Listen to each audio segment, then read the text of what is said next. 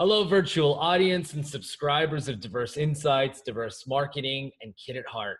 I'm Steve Starobinski, and this is the Happy Half Hour, a quick conversation with interesting thought leaders and decision makers in the gift and trend industry. On today's show, we have our very first chain buyer.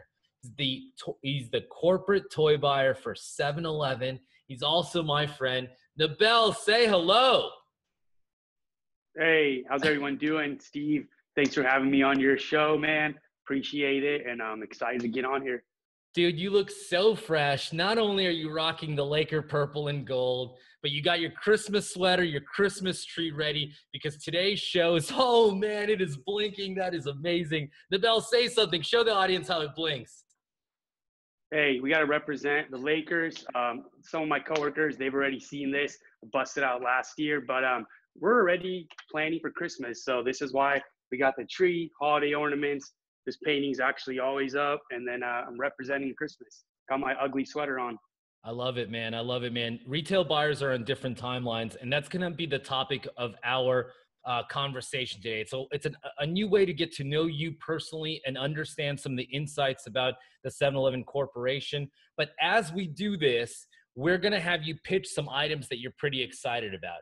So we'll start with the first question. Retail buyers are in different timelines and cycles like we talked about, but it's more about the consumer perception. And it's June 11th and you're wearing your Christmas sweater. Can you walk us through the timeline as a buyer for 7-Eleven? Yeah, Steve. I mean, we're literally in Christmas right now. I mean, as a category manager, we live in the past, present, and the future. I'm already thinking about what did we do last year in June? What worked well? What can we do again? What didn't work? What can we change, learn, and get better from? And then we're thinking about the current items that are going on and what's going on. Stuff that we planned 8 months ago that's just landing in stores, like Baby Yoda Funko Pop is just landing in our stores. And it's exciting to see the stuff that has been planning for the last 8 months, partnered up with our franchisees, and it's now coming to fruition in stores. Customers are loving it, and that's what we pay attention on the current, what's going on every day, what's working, what's not, take note. And then the future being right now, our stores are seeing all the holiday programs that we have ready for them, and they're opting in to see what they want to do. So literally that's this week and been the last 2 weeks. Come June 14th, the Christmas programs are going to be done, and we're already thinking about next year, even though we're always going to be thinking about the past, the current, and the future, but we're already in 2021 after this week. So Absolutely, man. So I mean, most people understand that 7-Eleven is a convenience store, and they've definitely been to one and bought plenty of Slurpees in their life. But can you help us understand this unique network of franchisees and manager-run stores? Can you tell the audience how the 7-Eleven Corporation works? yeah, I mean, let me go back to the history. I want to say 1927 started as an ice house selling ice in Texas, and then it was convenient for customers. And then they went back and said, hey, you guys should sell eggs, you should sell milk. And then convenience industry is born. Since then, the company's done so many different things, dry cleaning, movie rentals, all kinds of stuff. But it's interesting because everyone probably thinks 7-Eleven, wow, it's a huge brand, global brand, worldwide. I want to say 17 countries, just broke 70,000 stores. Wow. And new stores being added daily, maybe hourly, like every 4 or 5 hours. But when you get down to the root and break it down, like let's take the United States. We have about 9,000 stores, give or take. That's about probably 7,000, and don't quote me on the number, 7,000 franchisees. Individual, you go to the store down the street, that's one franchisee, owner, operator of his business. By your house, another one. These 1,000 small business owners collectively come together to make the 7-Eleven brand. So it's pretty interesting. It's pretty crazy. And that's kind of how it is. We're mostly franchised in the United States. That's the goal. That's how our business model is made. We got about probably, I'd say 7,000 stores are franchised. Yeah. And a little under 2,000 are corporate ran. We got corporate managers, and but they run their business as they're a franchisee. We don't we don't really I personally don't really dictate what goes on in their store. and they get to decide what works best for their store, their customers, their demographic, their neighborhood, and that's how they run it. So that's how Yeah, we treat it. I've always thought that that was really fascinating. You know, the terminology is a pull versus a push system, right? Where most retailers like Walmart or Target push inventory to each location, and 7-Eleven franchisees or the store manager run stores pull from the selection of goods, which makes you, Nabel, as much of a salesperson as a buyer, right? Yeah, no, totally. Like we stayed in meetings. Like when I have a meeting with the supplier, hey, I'm literally I can quote exactly what I say. I might be a buyer, a category manager when I'm talking to you, but on the flip side, I need to turn around and this needs to be appealing to my franchisees or else it's going nowhere. So we got to look at it from both sides. Like if it's the greatest thing ever, but it's not appealing, it doesn't generate the return, it's not moving, it doesn't mesh well with our stores, it's not going to get out there and it's not going to do anything for us. So yeah. Amazing, man. Well, now that we kind of understand the framework of the 7-Eleven model, I'd love to be able to give the viewers a sneak peek at some of the items that you are excited about for fall 2020. Nabel, can you give us a little sneak peek on your first item? Yeah, yeah. Let's go here. Fall. You know what? I'm not gonna go into fall because we're still current. So I'll talk about Even current. better. Show me We anything can't you like. we can't deny Baby Yoda. It's like the hottest thing ever. So Ever. this is gonna be. We got this 8-inch Baby Yoda plush. It's open now. Our stores are jumping on board right now. I want to say mid-July. This is going to be in a bunch of our stores, and this is what we're going for. You can't deny it. We've got the Funko Pop, and customers love it. It's what customers want.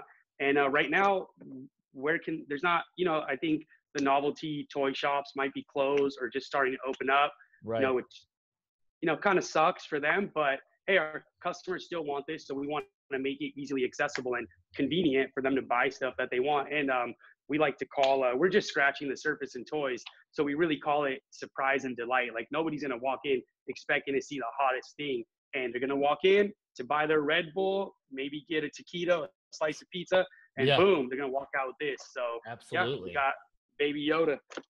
Absolutely. I love that. Shout out Disney or Disney Plus, right? Season 2 comes out in November, which will create a whole nother buzz for arguably the cutest licensed character of all time. They did a great job on that. Yep. Okay. Nabel, one of the last trade shows I got to attend before the world shut down was the 7E experience in Las Vegas. Can you tell the vendor community about that show? Can you help us give it a little bit more context? Yeah, 7EE, 7-Eleven experience. It's actually probably one of the highlights of my year, even though there's a lot of work that goes into it, a lot of planning.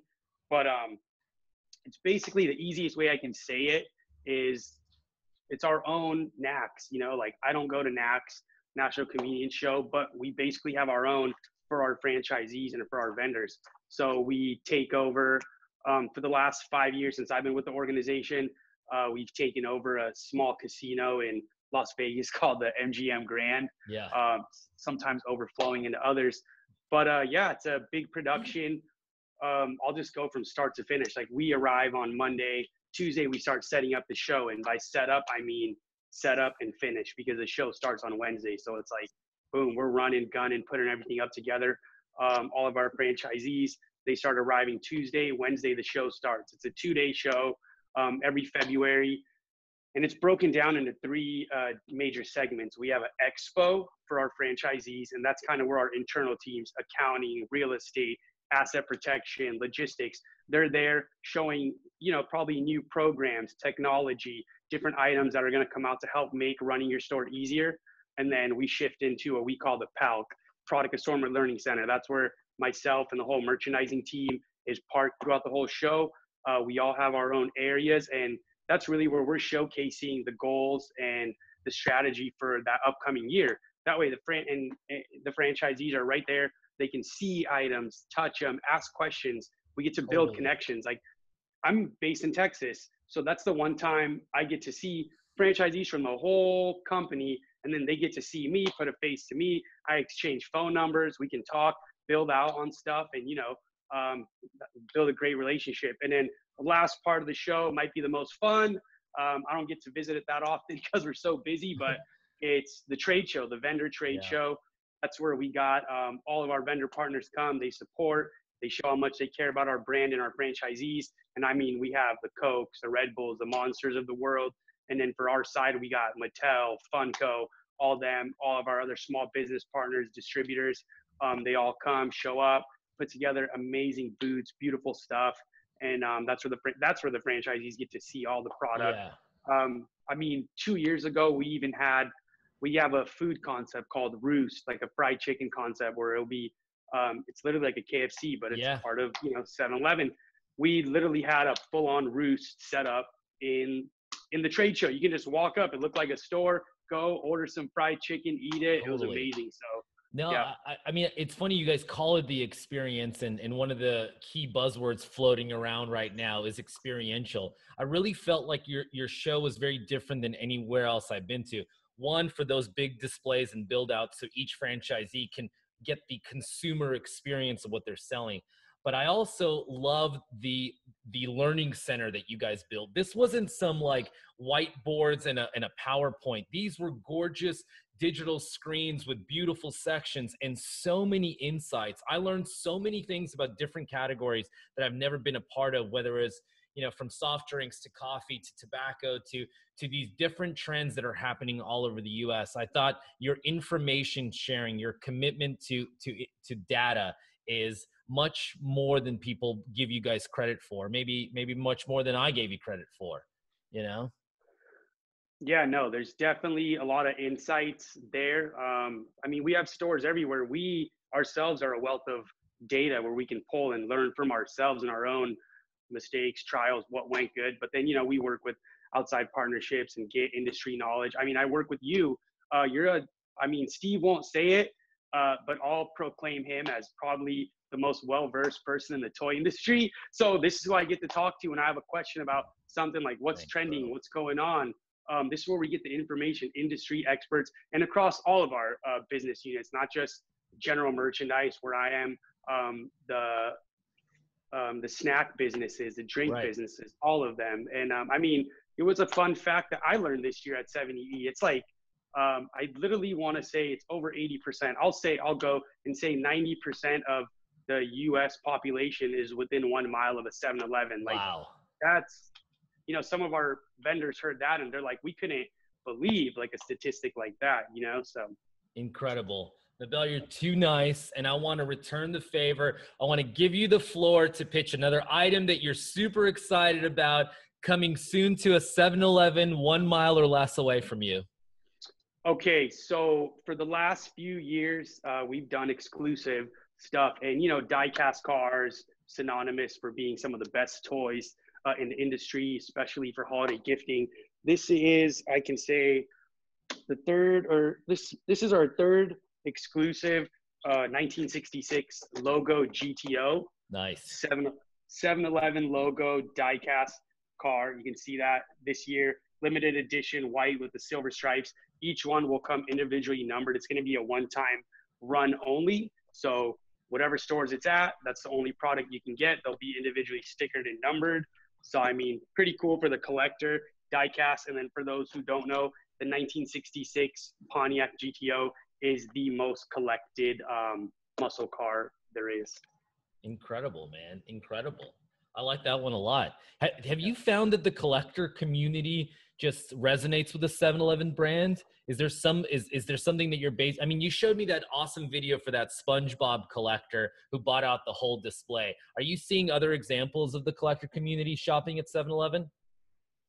I mean, God, we have such a wide breadth of customers. We have any type of customer coming to any one of our stores at any given time, and collectors, yeah, definitely depends on the item. I mean, we had the Deadpool Funko Pop that was exclusive a few years ago, and it just went crazy. Everybody was coming. Like when they hear about it, that's a collector. Like if there's something collectible, they are going to go wherever it is to make sure that they get it. So, yeah. Well, one thing I want to shout out is your social media team. If anybody's not following 7-Eleven on Instagram, or on various other social media platforms, you're missing out. They have one of the best teams in the country. And when you go to the 7-Eleven headquarters here in Dallas, you see this incredible war room where they are reading and reacting to consumer tweets and feedback. They're tracking competitors and seeing what trends in the marketplace are happening. They take social media as one of the fundamental core competencies that they have to be good at in order to survive in the future. Nabel, putting you on the spot a little bit, but I heard some aggressive plans from 7-Eleven for the future. How fast? What there was a big number that you guys have in the very near future for store count. Do you mind sharing that with everybody?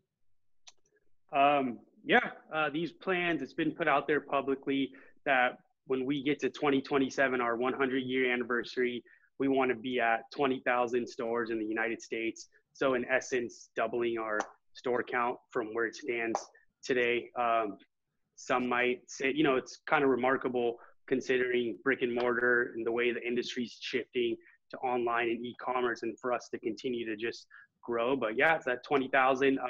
My boss personally, when he tells that to people, like when we're just sharing insights, he's already lived through it. I want to say 7 or 8 years with the organization, and we were at 4,900 stores when he jumped on, and now we're already doubled. So he's lived through it, and now we're gonna, go ahead and go through that again.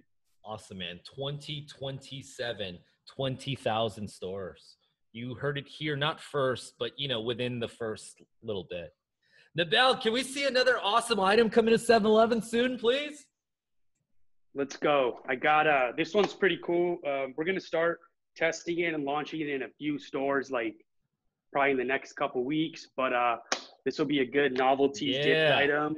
Pretty interesting. Gold games. We got gold dice, novelty gift, gold playing cards. We've done very well with the gold playing cards. These are a little more premium packaging and branding than the last ones we had. I think it's gonna be an awesome gift, and it's going to be easy. You think about the holidays, you're going to a party, like how cool is this to come up with some gold cards? I think they're actually have some sort of 24 karat gold in them. Pure luxury. Gold games from Photorama. I am especially partial to this because my big bro and my little bro Cole are founding members, but those dice have great weight to them. Those cards are water resistant, and the packaging is super disruptive at retail. We're super excited about that. Nabel, shipping 7-Eleven. We talk about operations here, not just trends. Shipping 7-Eleven stores nationally can be a challenge for some companies, and I know you have a preferred partner. Can you chat about InMotion and how they have helped get your stores exciting products? We don't have our own distribution centers, so we partner up with other, major players in the distribution industry. We do have our own proprietary last mile, our own internal last mile delivery service to stores that delivers our fresh food, fresh sandwiches, bakery items, donuts, cookies, all the fresh stuff that literally gets delivered every day. 24 hours a day. We're open. We get delivered 7 days a week, 365 days a year, rain, sleet, snow, holiday, doesn't matter. You're getting your product. That's pretty interesting, where a store literally goes before 10 a.m. and places an order for their donuts. Those at 10 a.m., those begin to go into production, and later that evening or next morning, you're receiving your product, put it up and sell it for that day, and then that's it. So every day, fresh product. But when it comes to our world, it's a little different.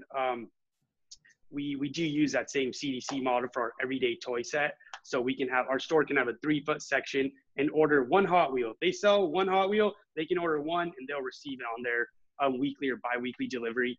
But we do have some partners that we like to use. One of them, I'll say InMotion. They come to 7-Eleven Experience and support us there too.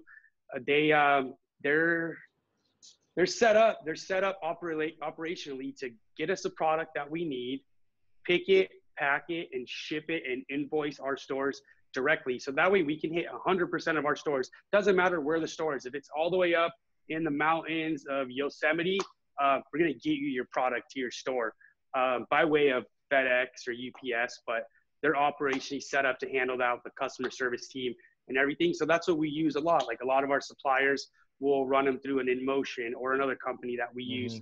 You know, it works well. So far, it's worked well. And then, you know, they just execute on our plans. Like if the insights are telling us that Baby Yoda is the hottest thing, and one of our supplier partners has the product, well, InMotion's role in that is not less and not more. Their ideal role is get us that product and make sure it gets to the stores that ordered it, so then they can get it to their customers and sell it. So that's the plan, and that's how it works. Yeah, shout out Fernando and the InMotion team. They are, Maggie especially, just kind, wonderful partners, have had nothing but positive experiences dealing with them. Nabel, you have one more opportunity to preview something exciting coming to 7-Eleven near you. It is your turn to pitch us the last item to preview. All right. Well, my last item is going to be 3 items. One, we got a Hallmark Slurpee ornament. Hallmark Slurpee ornament. It's a collaboration with Hallmark, one of the biggest players in the Slurpee game. This is not the Slurpee game, the ornament industry. Yeah. They this was last year's model. It's got the blue raspberry Slurpee, blue cup. We have a new cup, new model, new design for 2020. So check it out at one of your stores. It'll be there. Want to shout out the exclusive oil rig. Yeah. Boom. Another collector limited run. This year's cab is orange. So get your collector edition for holidays.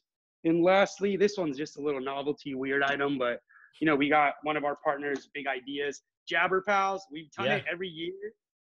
It's just one of those novelty items where people like it. You sit it, turn it on, it dances around, plays music.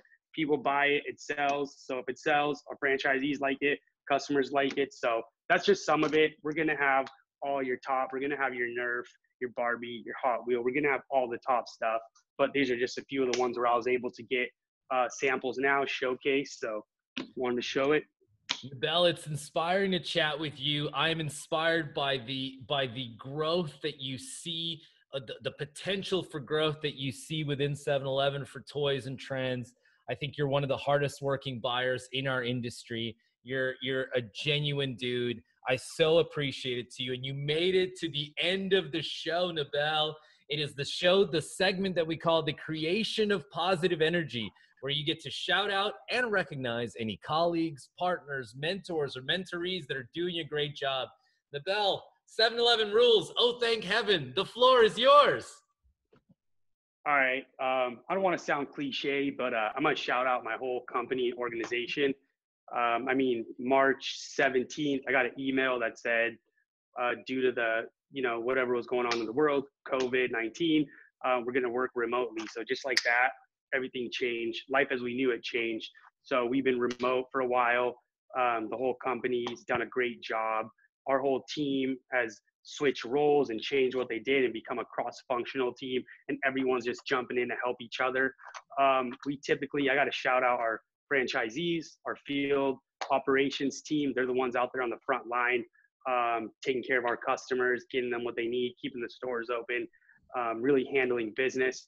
We've done a great job, like from the top to bottom. We like to use a servant leadership model in our company. Typically, the pyramid goes up, and you have the boss at the top, which would be our CEO. In our company, we decide to flip it upside down. So he's down here at the bottom, and we're supporting all the way up. And at the top of that upside down pyramid is the franchisees, our field operations. Ultimately, my job is to support them in any way that they can. And they've been killing it. The whole company's been killing it. So I want to shout out all my coworkers, my peers, franchisees, bosses, leadership, everyone. So, yep. Incredible, brother. You're the man. I so appreciate you. We will talk soon. It's time to wave. Bye, everyone.